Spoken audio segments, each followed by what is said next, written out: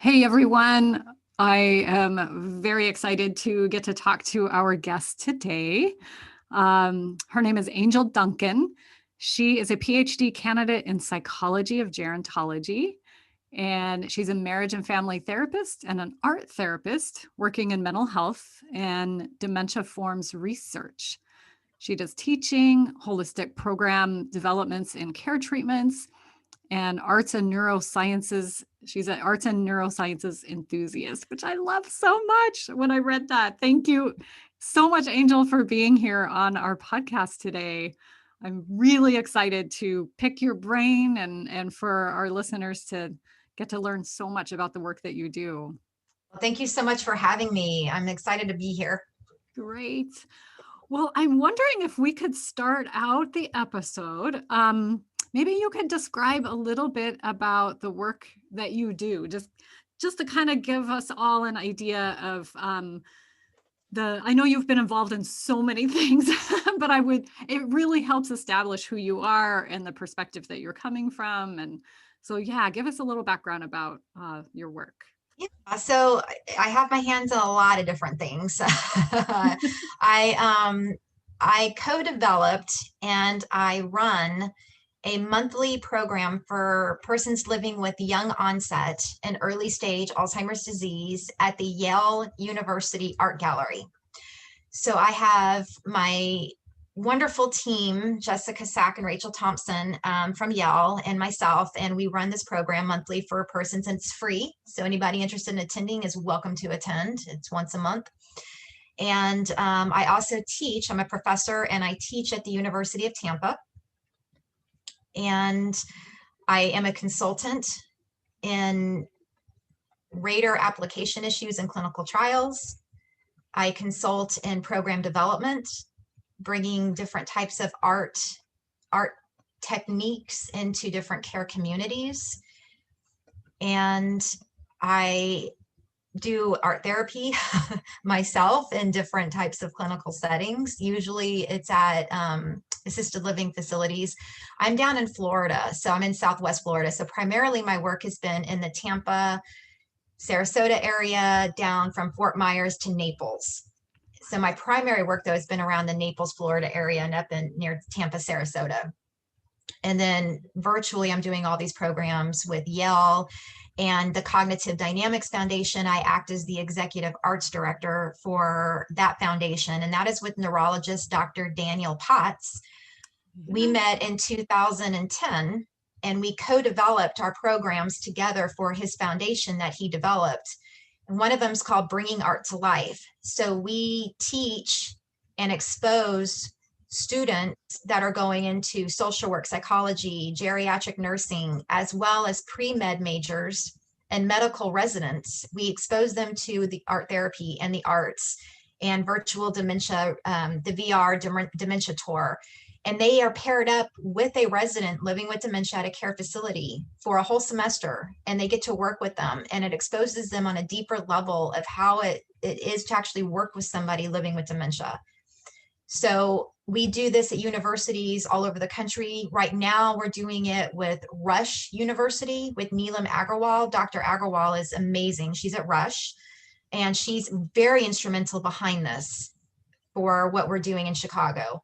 We're also now working with pre-med students at Loyola University as well in Chicago. And then we're at the University of Alabama, Tuscaloosa, and other different types of universities just throughout the country. So in a little nutshell, that's kind of all the different things that I do. This is fantastic. My brain is like bouncing off the walls. What am I gonna ask you first? Oh my gosh. Well, first of all, I want to say how amazing it is, how wonderful it is that you work with Dr. Daniel Potts, because he I don't know him very well. We've talked a couple of times. He was a presenter on our Get in the Lifeboat Facebook, our online dementia summit that we did. And he's actually scheduled to be on the podcast in the next month or so. So we'll all get to hear from him as well. That's awesome. And I'm just thrilled, and I'm very excited to hear about all the things that you're doing. And I want to thank you personally as a therapist myself, the importance of tapping into the creative part of the mind when someone is experiencing memory loss or a type of dementia. In my experience, and I'm not an art therapist, I've not been trained in art therapy, but just, what little experience I've had in that realm with dementia has been so extremely powerful. So your voice and your work in the world is, I'm just thrilled to see that there is attention being brought to that. And what I'd love to talk about today is just really educating folks about the importance of tapping into the creative realm. Whether you are a family member living, and caring for someone with dementia, or you're a professional care provider of some type, or you are a person that is living with dementia. So I guess my first question is, where would you start in sort of describing the power of the creative potential, the creative mind, art therapy? Give us a little bit of a kind of baseline to start with there. Yeah, so art therapy very much differs from arts and crafts. It is a master and a doctorate level education. It's accredited, and we are governed by the American Art Therapy Credentials Board. So you have to look to make sure you're licensed and registered if you're looking for an art therapist, because we're combining art studio, but we're also combining counseling psychology techniques. So as an art therapist, you're instrumental in having that knowledge and resources and tapping into that subconscious thought. And oftentimes people, as soon as they hear I'm an art therapist, they automatically assume I work with children. They go down that route. And it's like, well, yeah, I have worked with children, but I actually work with those living with dementia. And then there's this misperception. It's amazing how many people, even in my own peers, and especially in the medical community, don't understand how psychologically you can work with someone living with dementia, because there's this perception that they do not lack awareness. They start to lose self-awareness and they're not aware of their surroundings. And how can you work with them on that level? And that's so opposite of really what the truth is. It's like, these are still people.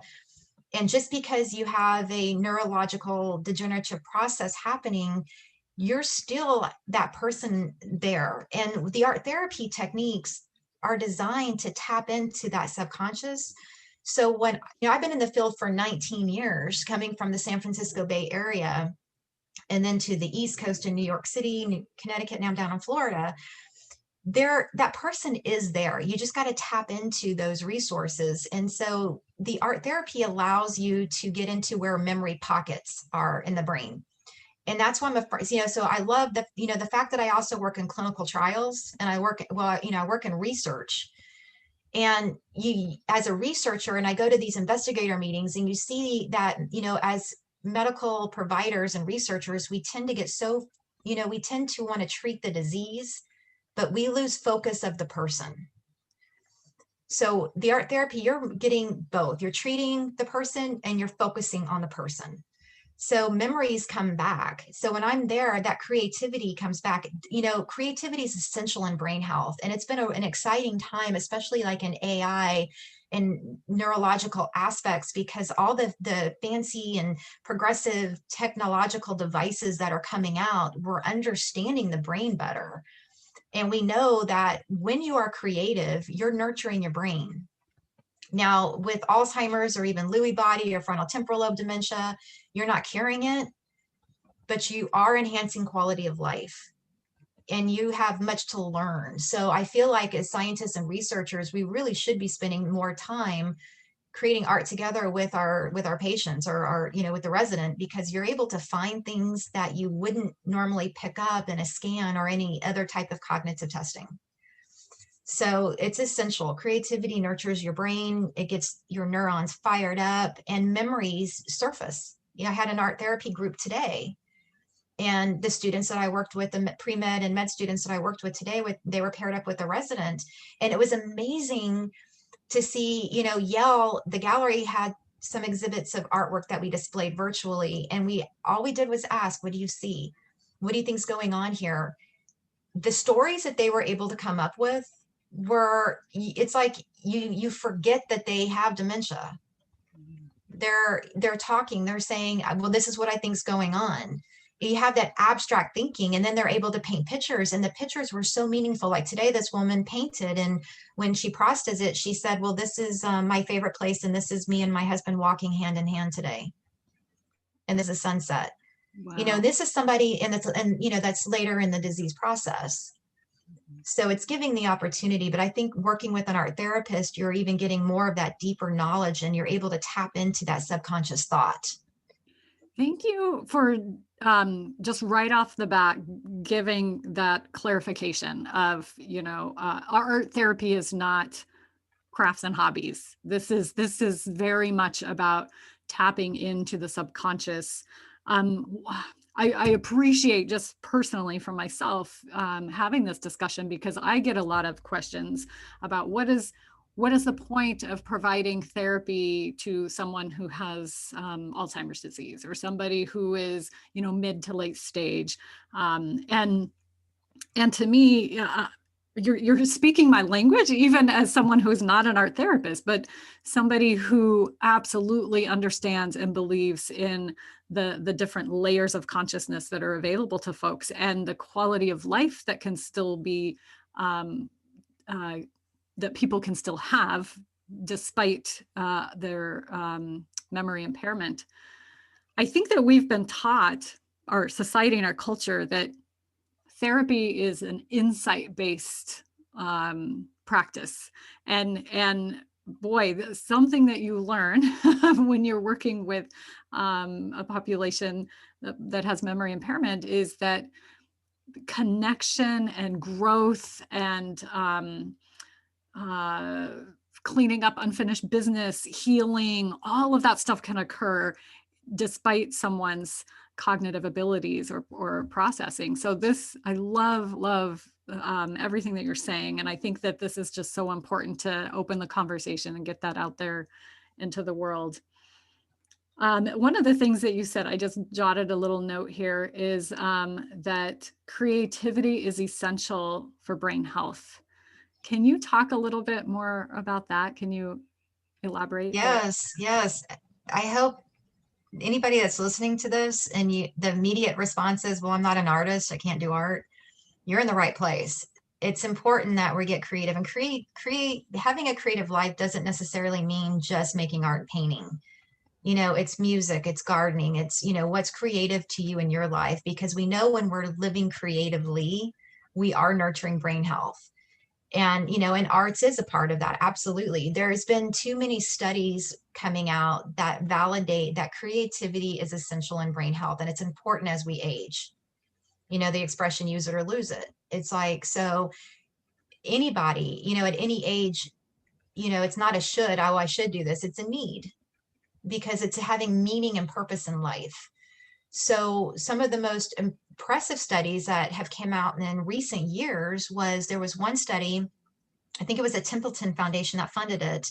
They looked at, I believe it was 405 older adults that were, I believe they were Chinese, older adults. And they found that those who were creative had thicker regions in their brain, faster neural connections.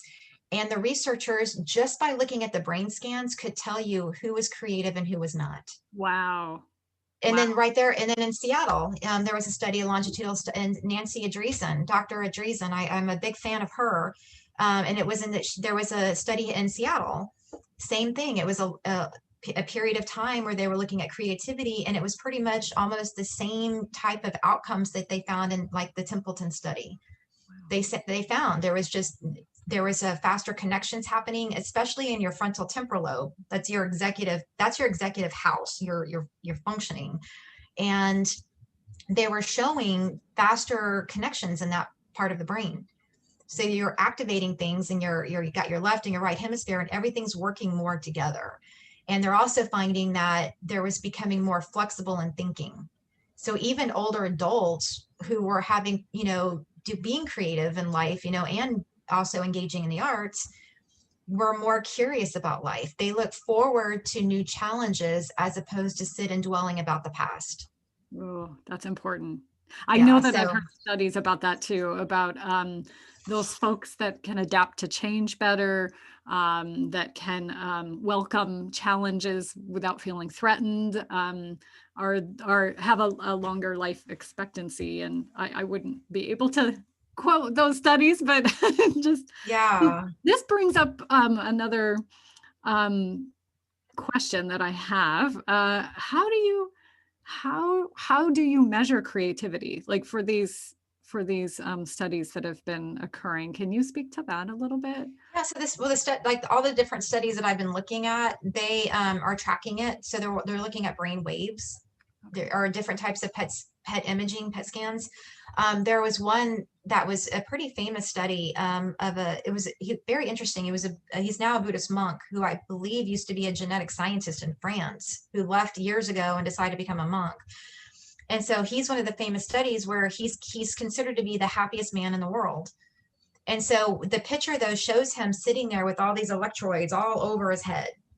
And then it lights up and it shows like when he's sitting in his meditation stance at baseline, you can see there's really not a lot of activity happening in the brain.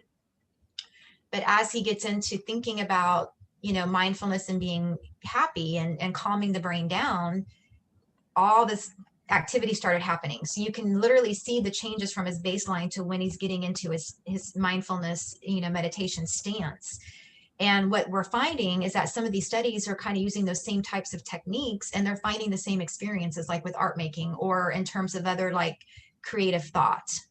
So what you're saying is, in these studies, what's being found is for someone, because I think most people probably are familiar or at least have heard that meditation and mindfulness is good for brain health and it's good overall for your well-being. And they've been able to measure that. That's what you're talking about. But what I also hear you saying is now they're seeing that folks that are tapping into their creative mind or their creative selves are also having the same results in the brain. They're able Yes. to see the same areas of the brain light up. Wow. And so what types of, I guess my question, I have to admit, I'm one of those people that does not consider myself artistic or creative in those ways. However, I have really challenged myself over the last few years to embrace the idea of being a creative being in my ideas and my love of knowledge and learning and things. So this is kind of a big question for you. I don't want to ask how do you be creative, but what I really want to know is what does creativity look like? Can you give us kind of a range? Because you're right. I think most people think about being artistically creative. Give us kind of an idea of the different ways that people can be creative or tap into that creative Yeah, potential. creativity is just, it's getting in touch with your, what sings to your soul, what makes you happy, your passions in life. Are you still engaged in those things? And if not, why not? Or if you always wanted to try something out, don't let fear get in the way. So and creativity can be, it can just be people tell me all the time, I can't draw, it's just a stick figure. You know what, that's great, because guess what, there's studies showing that even doodling is good for your brain, Wow. because it helps you think better and it creates this open-mindedness. So get out a sketch pad or a journal and just doodle. And then those adult coloring books that came out, that it was this big fad and everybody was all doing that, and they found that actually was kind of helping to calm the brain down. And but it's also things that you enjoy in life. You don't want to do things that are like it's going to challenge your mind but you hate it. You don't want to do that. Like everybody kept saying like, well, grapefruit is really good for you. I personally hate grapefruit. I'm not going to eat it just because everybody's telling me it's good for me. I'm going to find an alternative. So find your alternative. If you don't like painting, try collage. Take out a magazine. That's another, that could be another safe way, is like taking out a magazine, going through it, just cutting out images that appeal to you. What are images that make you happy? Cut them out, put them all together in a collage piece, and then study your piece. What would you title it? What does it represent to you? And talk about that, or even journal that, because you're getting those wheels spinning. It's forcing you not to just make this collage or make your art, but actually sit down and focus on it. What is it about it that that you were attracted to these images and what's coming to your mind. And then you can actually see what your thought processes are. And, gardening is another one. I have a friend who's like, I really don't like art. I don't like drawing. I'm not good at it. And it makes me feel more frustrated and stressed out. But she loves to garden. That's creativity.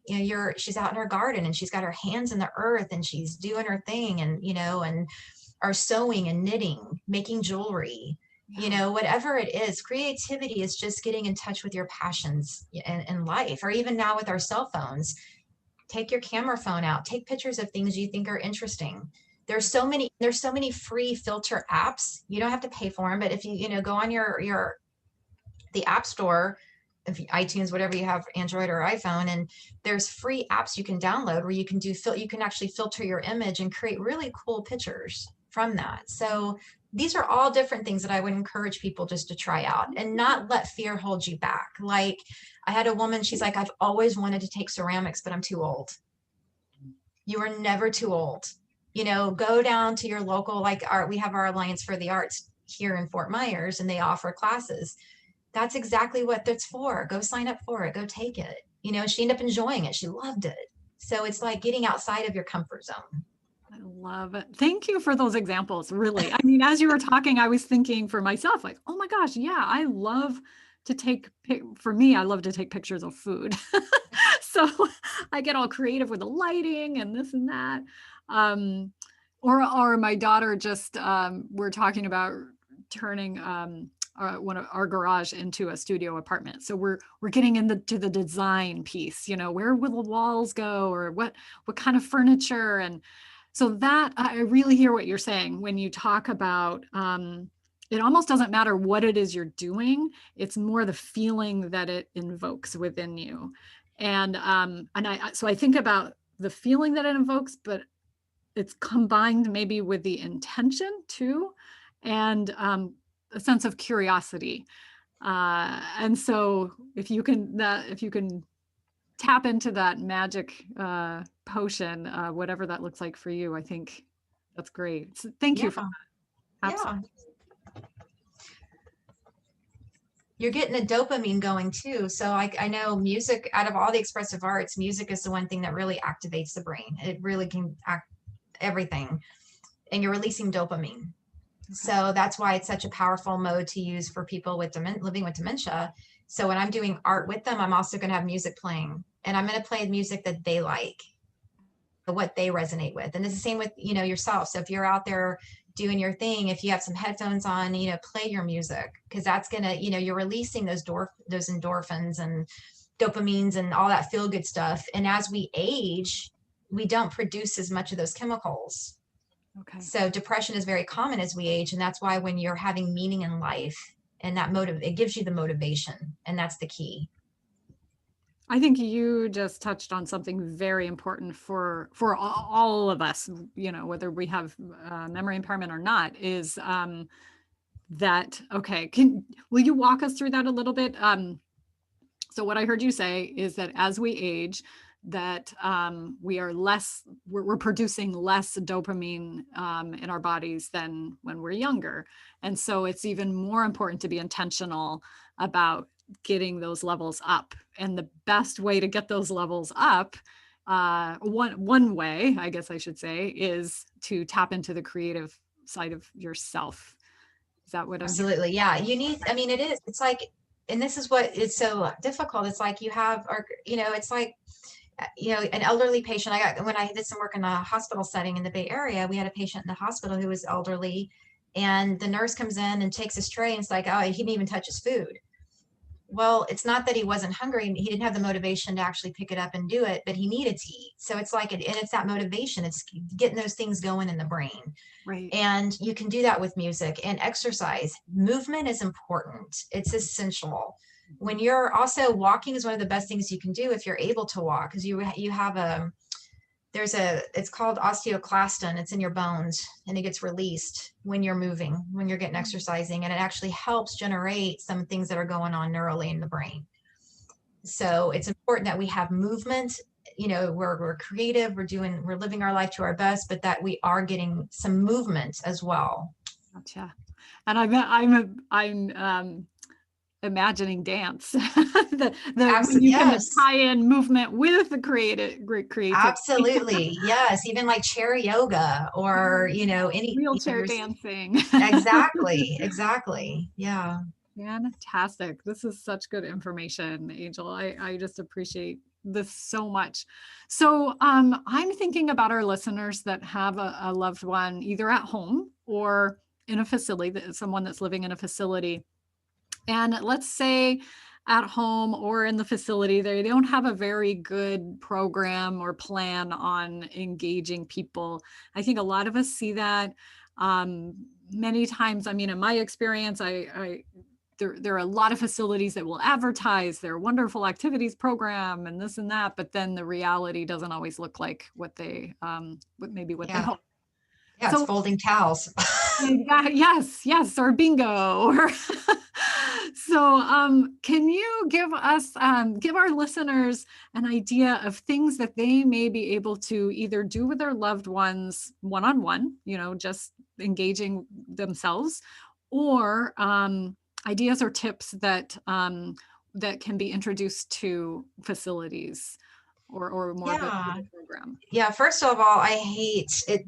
I mean, you really touched on a nerve for me, is that it's so infuriating for me personally when you have these facilities, especially private pay, and they have no budget. They don't create a budget for their activities. And that is like your activity director, that life enrichment director, is the next important person next to the DON. They are the lifeline to that resident's happiness, and you need to be creating meaningful activity and engagement for them. So I hate that. When I was teaching at University of Tampa this past semester, one of my students volunteered at a dementia facility, and I was teaching my class on dementia and art therapy, and he afterwards requested a meeting with me, and he's like, I was so excited about this class because I volunteer at this facility and they don't do anything. They're all just sitting in front of this TV. So now he was going to take what I had taught back to the residents and do his own artwork with them. I was so excited, like, thank you. We need some more intergenerational happenings like this happening. But I would encourage families to, the ways that you can engage in art together, like make art together, whether you're both creating your art piece separately or have a piece of paper and you're creating art together. And it can be anything, just having somebody, what's your favorite color? What color feels good to you today? And just put color to paper and then see what comes out of it. Or one of the things that's kind of fun to do for couples is what's called a scribble drawing. Take a color you like, the other person gets a color they like, and they just do a big scribble on the paper, and then they can turn it around and turn it all around and see what images you see. What's a picture you see in the scribble, and then enhance it. And that can create a really fun conversation. Or just painting together. And painting, it doesn't matter, whatever comes to mind. And I always stress, as soon as I hear I'm not an artist, I can't do this, then I will say there's no wrong way to do art. Have fun. Just fill it up with color, things that feel good to you. So taking some paper, filling it up with colors that feel good. Collage also can be a really good thing to do. Now, whether the person is able to look at the magazine and pick out their images on their own and be able to cut them out and glue them is one thing. Oftentimes, especially in a facility, I have to sit next to the person and I'll have them dictate to me. That's another thing. They're so used to being told what they can't do. I'm going to give them some autonomy. You get to tell me what you want. What do I need? Tell me what you want. And I follow their directive. So we'll go through a magazine together and I'll ask, well, tell me what you like. So we're flipping through there and then she's pointing. I like this. So I'm going to cut it out for her, but then I'm going to ask her, where do you want me to put this on the paper? And she'll point, and then I'll glue it down for her. And then that's how we're creating the collage together. And then after we finish our piece, we look at it as a collective whole. And then I always ask to title it. What would you call this? Now, I will say for your listeners, sometimes people will come up with awful. That's terrible. Oh, it's ugly. Throw it, and I will reemphasize, counteract that. It's beautiful. I love this, leave it with the positive, but gives you something to talk about. And oftentimes those living with dementia, it's going to spark a memory. So while they're picking out images they like, or even if they're painting an image, that comes to mind, usually there's a reason for it. And that's why it's important to ask, what does this remind you of? What would you call this? What do you see in this? So that's what I would encourage. I'd encourage to go back and just, make a collage together, paint a picture together, even, looking at a still life, setting up something on the table and creating that together, doing a fun self-portrait. But that's it. People will get so intimidated by that. But then I have the most fun self-portraits that people come up with. And then we talk about what do you love in life? So you're tapping into those long-term memories and resurfacing that. Oh, this is beautiful. Those are amazing examples. I just jotted like 6 or 7 of them down really quick.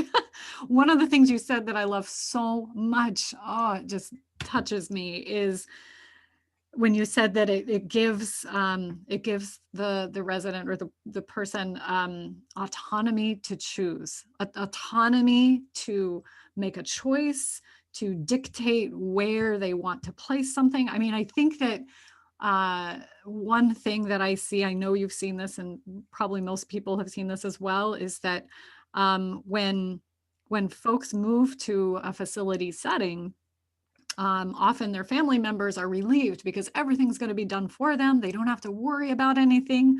But the backside of that is that it takes away a sense of purpose and meaning for people, even if their their job was to get up and feed the dog every day, or to do the dishes, or to do the laundry, or to cook meals. It's giving people a sense of purpose. And when all of those things are done for you, or you're not able to do many of those things that you used to be able to do, I think it's so imperative that you have, that you find choices and options in these other areas. And this is just a beautiful example of that, of allowing someone the autonomy to choose. Absolutely. And you hit on something that I wanted to emphasize. So, especially with dementia, and you start to, you can't do you can't do the things you used to do. So like I used to have a lady when I worked in Manhattan on the Upper East Side, she would sit there with her paintbrush and she would go, psst, psst, I'm not an artist, I'm a dancer. And I would say, paint yourself dancing. And we would have music playing, and it was music she loved. And every week she would paint a little tutu of herself. And that's what we got. And she got to paint herself dancing, and all these memories came back. Oh. Or I had a gentleman who can no longer play tennis, and that was his life. But he would paint himself playing tennis. And of course he won each time. So it was yeah. But so that's, that is one of the things I teach, is whatever your passions and hobbies were, even if you're in the moderate to late stages of the disease and you may not be able to do those anymore, you can paint it. You can do a collage with it. And what a beautiful way too. I get asked all the time, what do I do with my mom or my spouse? I go to visit them and I just don't know what to do. And so all of these examples that you shared are ways of not only allowing the person to tap into that, their potential, their creativity, but it's this opportunity for connection, like you said, in ways that you may have never experienced before in your relationship. I can certainly vouch for that. I mean, I haven't sat down with my spouse or my parents and engaged in a creative process like this. And wow, what an opportunity that's being missed by not doing that. Yeah. So, yeah. I mean, we had a couple, and that's another thing too. Like, when I do my work at the Yale University Art Gallery, when we were doing it in person, or when I was at the Artist Naples and Baker Museum, when husbands and wives are coming in, usually they take on the term caregiver. This is my husband, I'm his caregiver.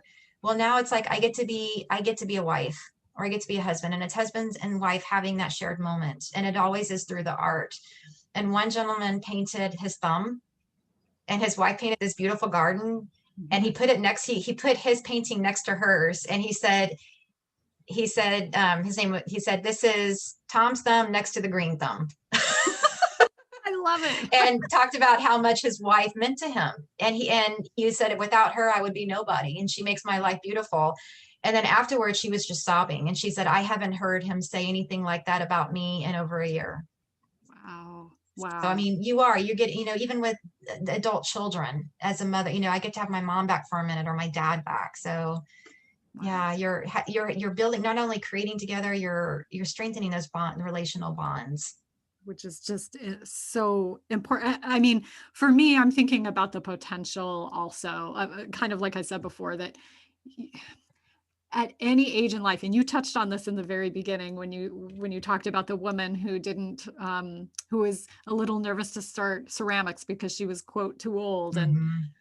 I think that my sort of philosophy in life is that while we're alive, we're here to learn. We're here to make resolution with our past. We're here to create and continue to learn. And so this is, I just feel like this is such an important topic, and so many people do not know how. They didn't have models. That we haven't always had the best models in aging. We haven't had the best models in healthcare. We haven't had coaches or guides in how to age creatively and with curiosity and with connection to others. And so this is fantastic. I when I was a graduate student and I was doing my internship at a dementia unit, in a dementia unit, I found this model. I'm sure you know what it is. It's called TimeSlips. Yes, that's Ann Yeah. Bastings. Okay, yeah. So this was years ago, and it Yeah, was she's an art therapist. She's amazing. Yeah, that was amazing. I can't yeah. even tell you. So do you want to tell our listeners a little about what that is, even, or I can, whatever? Go ahead. Yeah. No, Ann, yeah, Ann, she was been in this longer than I have. And when I found out her work, I was just so amazed by that. But yeah, looking at images, go ahead. Yeah, basically that's what it is I didn't get certified in it. I just kind of found this model and applied it. And I got to tell you, the stories are amazing. But what it is you find an image anywhere on the internet, in a book, and the crazier the image, the better. So one image that I chose was a giant red ball, and it was squished between two buildings. So it was like the size of a building, this giant red ball. And there were all these people standing around staring at it. Well, the whole point of this TimeSlips concept, and again, I'm not certified to be talking about it eloquently, but the idea is that the that people who have dementia or memory impairment, again, we're all taught to communicate and have insight-based conversations, but there's this whole creative part of your brain that is, and you said this as well, Angel, is that there's no right or wrong. There's no right or wrong answer. And so I think when people who are diagnosed or at the beginning stages of their memory impairment, tend to withdraw from the world because they're aware, there's some awareness that they're not able to communicate or keep up or think in a way that is using their intellect. And so this process, and this is what you're talking about with all of these examples, is that you don't have to use that part of your brain. Like, you don't have to be communicating in a certain way. This form of communication, there's no bounds. There's no right or wrong way to do it. And so with TimeSlips, you take an image like the one I described of this big bouncy ball between buildings, and you have a group of folks and they could be at various stages of memory loss. And you sort of facilitate a storytelling process of this image. And so as a facilitator, you ask certain questions like, what do you think's going on here? And who are these people? And what are their names? And what are they doing? And what is the, and you name, just like you say, you name the story, you name the photo. But that process, talk about, I learned so much by using that model, and I learned so much about the residents. I learned so much about connection and creativity, but really connecting. Like, we would laugh, we would cry, we were all on the same page. It didn't matter if somebody had dementia or not. Exactly.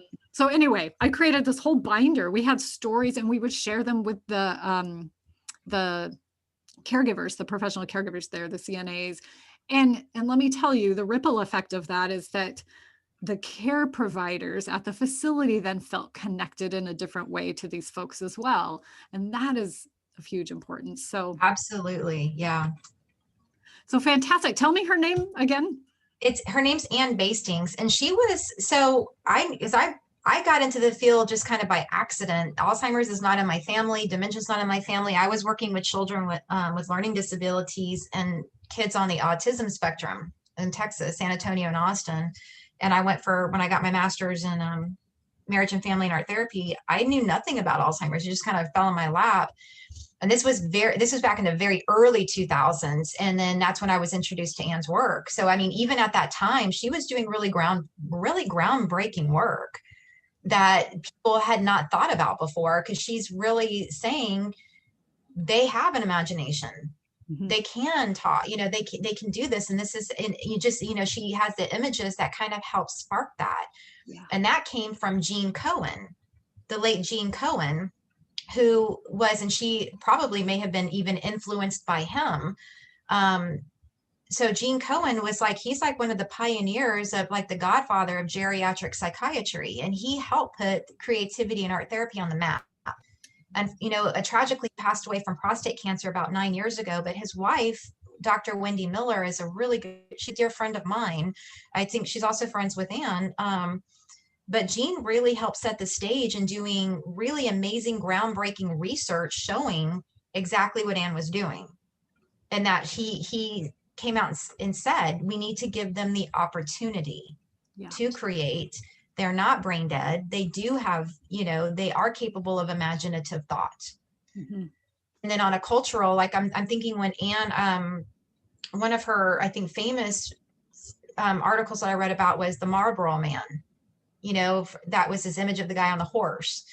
And culturally, it came out during that time, I think 60s or 70s, that really brought up a lot of cool things culturally for these residents. So that was having that kind of cultural connection and what was happening at that time. So yeah, it's the brain is fascinating to me. Oh. And yeah, but her work definitely was influential she really was the first to kind of, Dr. Cohen set the stage and all that. And then from an art therapy perspective, she just kind of ran with that. And at the time, it was very groundbreaking. Amazing. Well, it's so neat to see, the ripple effect of how her work has influenced and the work absolutely in general. I mean, of all these folks, I love that you thank you for sharing their names just to honor the work that they've done. And especially during a time where it wasn't the most popular work to be doing, it wasn't necessarily on the radar for folks. That I know for myself, trying to find any research was so difficult. There's so little out there years ago. And so the work you're doing now and your colleagues is just so appreciated. Thank you. Yeah. I want to, before we wrap up, I want to just check in with you and see if you have any other things that you would love to share or resources that might be helpful for folks to learn a little bit more about art therapy and dementia. And then also, of course, where they can find you. I would just encourage, whether or not anyone's living with kind of a disease process, I encourage everyone to just find some creativity in life. What are your passions and your interests, and really nurture that. That what is sacred to you, and making that time. There's nothing wrong, I have time. We'll make that time, schedule it as if it is a doctor's appointment, because you are taking care of your psyche. And when you're not taking care of your psyche, you're not taking care of your body. Two go hand in hand. And I would encourage to, get creative with your loved ones, especially those that are living with dementia. And I think you'll be surprised at the things that come out of that.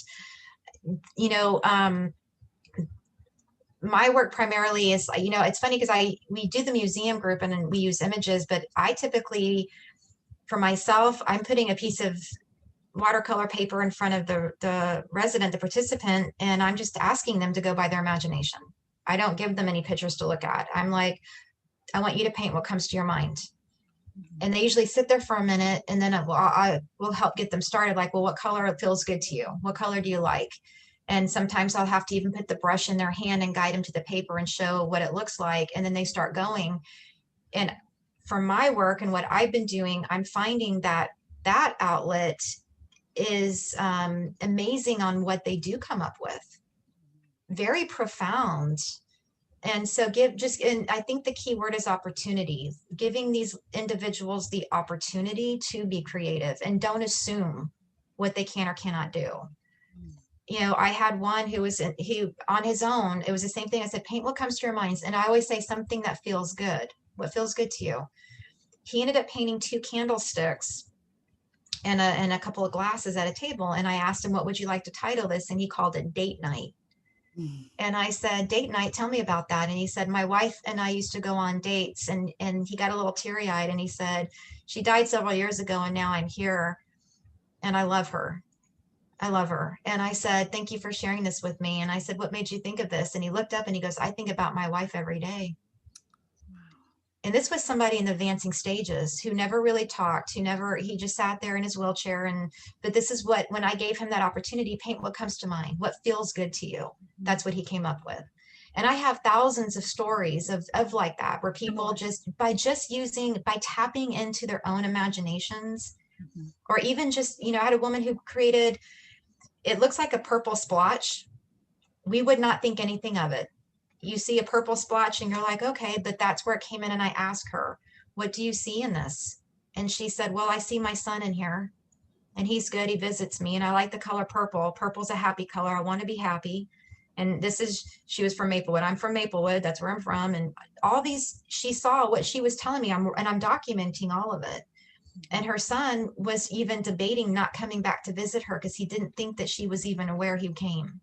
Wow. So the activity director was able to share that painting with him and say, she knows that you're coming. This is what she said.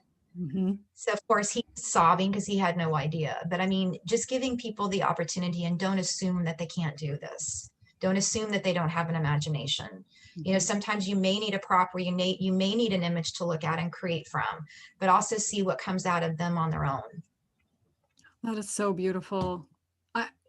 I hear you saying too that it's not about the product. It's not about the end result. It's about opening the door to, like we've been emphasizing, connection and communication, and the process in and of itself.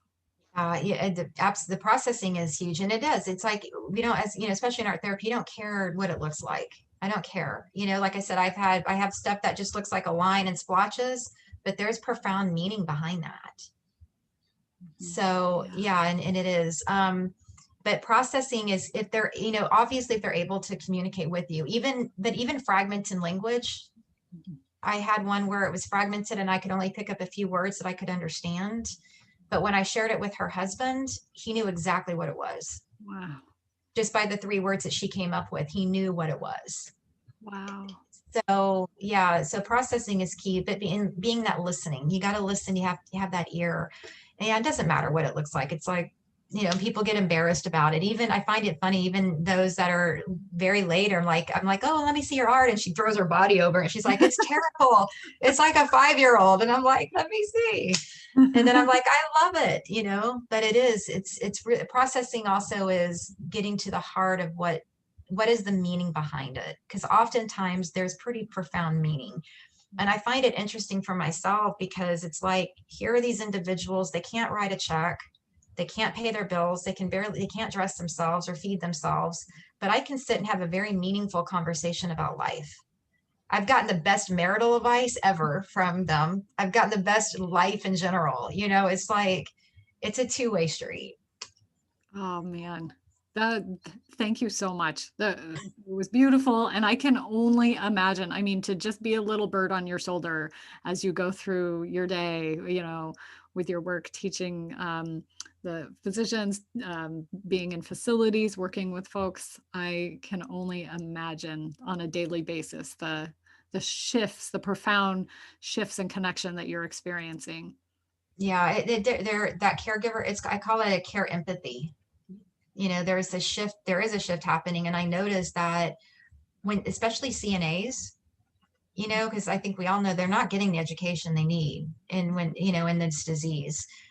But I find when they're creating together, or they actually hear what they come by and they're like, oh, they had no idea they could do that. And then when they hear about it, they're like, she did that, or he did that. They're shocked. And then I noticed that they start becoming more sensitive to them. Mhm. You know, like one, you know, they were leaving and she's pushing her away and the resident was like, I love you. And the CNA's like, I love you too. And I'm like, Yes, it's just, you know, yeah, it is. So, we I want mean, our residents to be, our family members to be seen as human beings and exactly. not And just, yeah, so nurses, CNAs, our physicians, Mhm. you know, people should be exposed to things like this. And I think when you create art together, you're creating bonds. Mhm. I love that. And that's what we need. I mean, really, that's all anyone as a family member would want, is to feel like their loved one is being seen as a human being and being cared for and respected in that way. So thank you so much. Where can folks learn more about your work or find you if they wanted to learn more? Yeah. So, my email, I'm going to give my university email. It's Duncan, ADUNCAN at UT, like University of Tampa, UT.edu. That's my email. And to reach me, I would recommend going to the Cognitive Dynamics website. So it's cognitive-dynamics.org. And you can find me and you can find our work on that website with Dr. Potts. Fantastic. I will make sure that I include that in the show notes too, for those of you that don't have a pen handy. Thank you. So thank you so much, Angel. I really appreciate you taking the time to talk to us today. And I know that we will be in touch. Sounds good. Thank you so much for having me. And thank you for all that you do. Oh, my pleasure. This feeds my spirit. I'm telling you, it doesn't feel like work. Your creative life. Yes. Yes, that's right. All right. All Well, right. thank you, everyone. And I hope you enjoyed this episode. And I can't wait till we get to be together again next week.